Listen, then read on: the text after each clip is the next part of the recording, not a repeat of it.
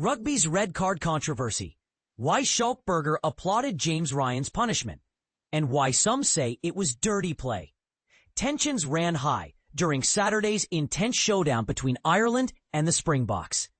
But what truly ignited debate wasn't a try or a tackle. It was James Ryan's red card.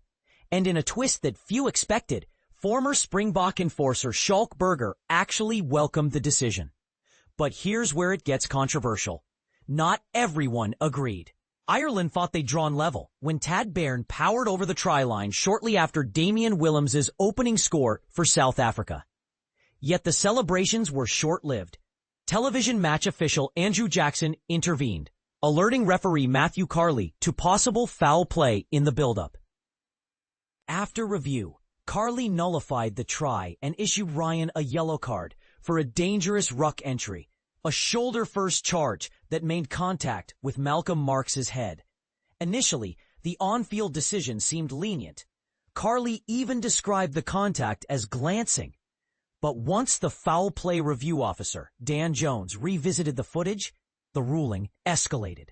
Ryan's yellow was upgraded to a 20-minute red card. This meant Ireland could replace Ryan after serving the 20-minute sanction, rather than play a man down for the entire match. Schalk Burger's breakdown of the moment. On the verdict show, Burger unpacked the incident and explained why he respected the outcome.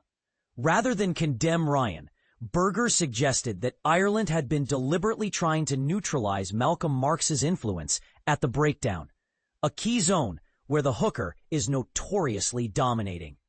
You could feel Ireland were going after Marx, Burger noted. Ryan saw him and wanted to make a statement.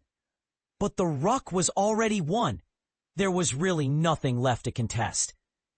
According to Burger, Ryan's aggression didn't come from malice, but from the emotional flow of the game, a risk every forward faces when tension peaks. Still, Burger insisted that under modern rugby laws, Ryan had crossed the line. Back in the day, we might have shrugged that off, he admitted. But in 2025, with today's safety standards, there's no excuse. The contact point and the tucked shoulder speak for themselves. He was glad the decision went through the bunker system, rather than being an immediate straight red, saying the 20-minute rule provided vital nuance in punishment. It was the right call, Burger concluded.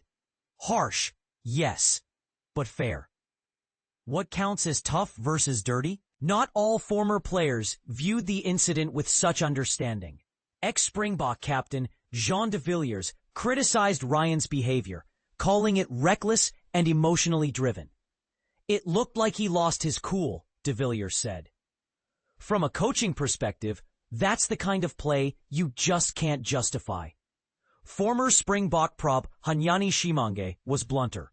He called it dirty play, arguing that Ryan's tucked arm entry lacked control and intent to protect. There's a fine line between being tough and being dirty, and that crossed it, Shimange argued. The ruck was already secured. All he needed to do was stay low and seal it off safely. Instead, he went flying in. The debate that won't die. The incident has reignited one of rugby's oldest debates. Where do we draw the line between playing hard and playing dangerously? Burger's approval of the 20-minute red system shows how the sport is trying to evolve without losing its physical edge. Yet other voices like de Villiers and Shimange warn that such plays push rugby toward unnecessary risk. And here's the part most people miss. This wasn't just about one red card. It's about the identity of rugby itself, a battle between safety, aggression, and tradition. Should the game prioritize protection even if it dilutes intensity? Or is physical dominance still the essence of the sport? What's your take? Was James Ryan unfairly punished, or was justice rightly served? Drop your thoughts below. This is one decision that fans and players alike aren't likely to forget anytime soon.